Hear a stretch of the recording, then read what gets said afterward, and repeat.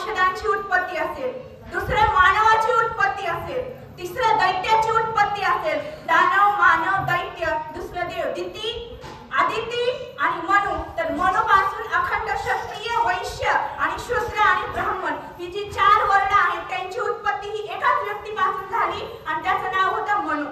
तर आता समजा जातीमध्ये विभागलं तर आमचे सर शाळेमध्ये शिकवताना म्हणायचे की जाती ह्या मानवांनी इथली व्यवस्था चालवण्यासाठी निर्माण केलं. हे वर्णभेद संस्था नसे मी याचा करता, हे मजसी तव झाले परी मी नाही निर्मित.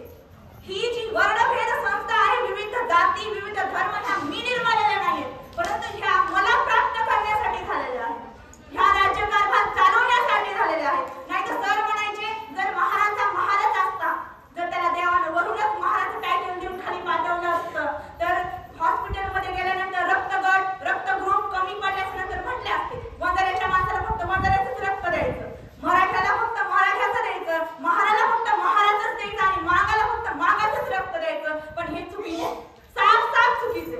मला नाही माहिती हे टिकून आलं, रूढी आहे, परंपरा आम्हाला मान्य आहेत, आम्ही त्या स्वीकारल्या, आम्ही पुढे बी चालवणार, याच्यात काही अर्थ नाही. परंतु जी उत्पत्ती आहे ती वेगळी आहे. ही सृष्टी आहे ती कश्यपापासून निर्मित झालेली आहे. या उत्पत्तीचा मुक्तीचा, या उत्पत्तीच्या निर्मितीचा कश्यपापासून झाली आहे. मी जरी काय नाव त्याचं पक्षी जटायू, तू मला मी राक्षसासारखा दिसतोय, परंतु माझी जी वंश आहे मी कश्यप वंश आहे, मी कश्यपाचा नातू आहे. आणि ही सृष्टी कश्यपापासून कशी विभागली, कुणी रागातून कोण जन्माला आलं, काय त्या 5 माता होत्या पशु पक्ष्याच्या, कद्रू तिच्यापासून अखंड सर्प जातीची निर्मिती झाली. तसं या ठिकाणी जी सृष्टीची उत्पत्ती झालेली आहे, प्राणी मात्र असत, या प्रत्येकाची वेगवेगळी जननी कोण आहे, पिता कोण आहे हे सर्व सांगताना या ठिकाणी कश्यपाच्या ज्या सृष्टीचं वर्णन करण्याच्या मी लायक नाहीये असं जटायू सांगतो आणि इथे मुक्तीचा दाताही कश्यप आहे असंही जटायू सांगतो. पुढे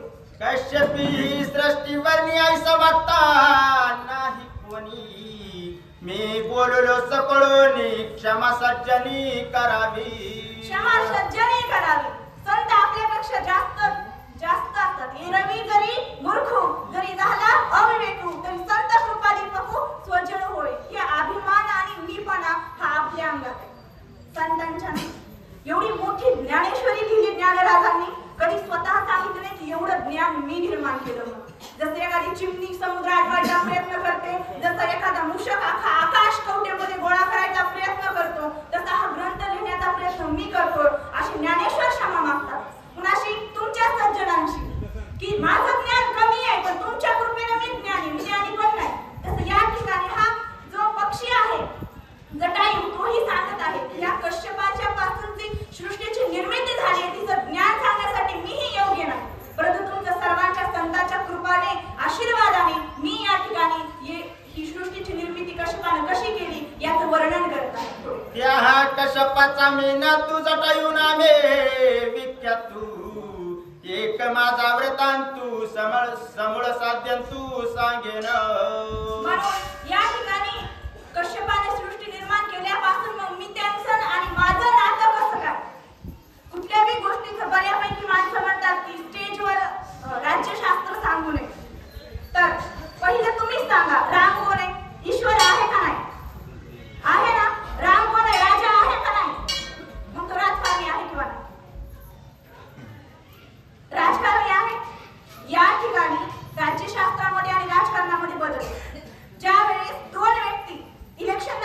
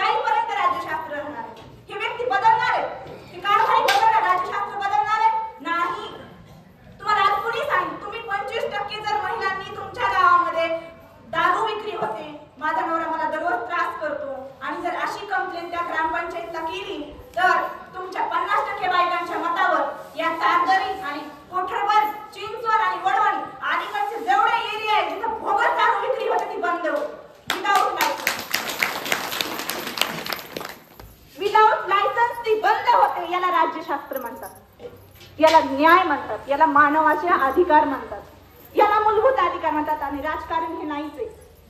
जो तुम्हाला मार्गदर्शन करतो, मग तो कुठलाही असेल, कुठली बी व्यक्ती असेल, ती राजकारणात येत नाही हे तुम्ही पहिलं जाणून घ्यायचं. तुम्ही तर बसलायत ना, तुमचा या गादीवर विश्वास, ही गादी दारूच्या बापाची नाही. अखिल विश्व धर्म हिंदू धर्म परिषद तिथून चालवलेला ग्रंथ आहे. याला आपण निर्माण केलं नाही. कोण म्हणतं ही गादी? ही गादी मी म्हणू शकते, ही गादी माझा अधिकार आहे इथं आहे. कारण या विश्वाच्या एका अंशरूपी रूपाने मी पृथ्वीवर जन्म घेतलाय, म्हणजे मी भागीदार आहे या सिस्टमची. तुम्ही सर्वजण आहात. अख्ख्या अमेरिका, भारत, जपान, ऑस्ट्रेलिया, जिथं जेवढे हिंदू आहेत त्यांना पूर्ण अधिकार आहे रामायण वाचायचा महाराज कधीही. म्हणून तुम्ही हुशार व्हा. आणि हेच गादी माझ्यासाठी नाही, तुमच्यासाठी, की लोकांना मार्गदर्शन मिळावा संसारामध्ये कटाळायचा नाही. तर मग ते आर्थिक असेल, भौतिक असेल, इकॉनॉमिक्स असेल, सायन्स असेल. ज्यावेळेस एखादी व्यक्ती चालत मंदिरात येते, ही एक कन्सेप्ट मी क्लिअर करते, याच्यात नसती तरी चालत येते, त्याला चालण्यासाठी ताकद लागते महाराज. ताकद कुठून येते? तुम्ही थकल्यावर तुम्हाला आरोग्यशास्त्र ताकद देतं, तुम्हाला विज्ञान गरजेचं आहे, ठीक आहे. तुम्ही खाली ठिकाणी बसला, बसण्याचा अधिकार पाहिजे, म्हणजे तुम्हाला राज्यशास्त्र गरजेचं आहे. तिथून इथवर सुरक्षितच नाही होत. तुम्हाला राज्यशास्त्र गरजेचं आहे. ऐका नाही आई, तुम्ही इथं बसला, राज्यशास्त्र गरजेचं आहे. मी सांगते ते ज्ञान आहे. ते ज्ञान तुमच्या मनात घेतल्याच्या नंतर असंख्य लाखो गोष्टीपासून एक मार्ग निवडण्यात तुम्हाला तुमच्या मनाचं स्थिरीकरण हवंय. त्याचे आत्मज्ञान आहे. त्याच्यासाठी तुम्हाला ग्रंथ गरजेचे. ज्ञान, विज्ञान आणि आत्मज्ञान तुम्हाला सगळ्यांना पाहिजे का? मला गोड बोलून बोलून तुम्हाला काय करायचं? हे सगळं सोडून जाणार आहे मी. मुलगी आहे तुमची. मला फक्त तुम्ही का झोपी गेला? जे सगळं होते तुम्ही पाहतात, कुठलाच अन्याय तुम्ही अडवत नाही. हे सगळं तुमच्यासाठी चाललंय.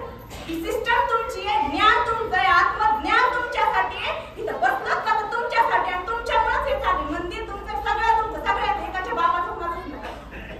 तर या ठिकाणी ही जी सृष्टी आहे ती कश्यपाने निर्मिली आहे, आणि ती त्यानं कशी निर्मित झाली, आणि कश्यपाचं ही जी सृष्टीचं जे झालंय, आता एवढं एक गोष्ट सांगायची म्हणजे तर एवढा वेळ लागतो. अखंड सृष्टीचं कधी सांगा, याच्या लाईक मी नाही, असं जर टाईप सांगत आहे पुढे. कश्यपासी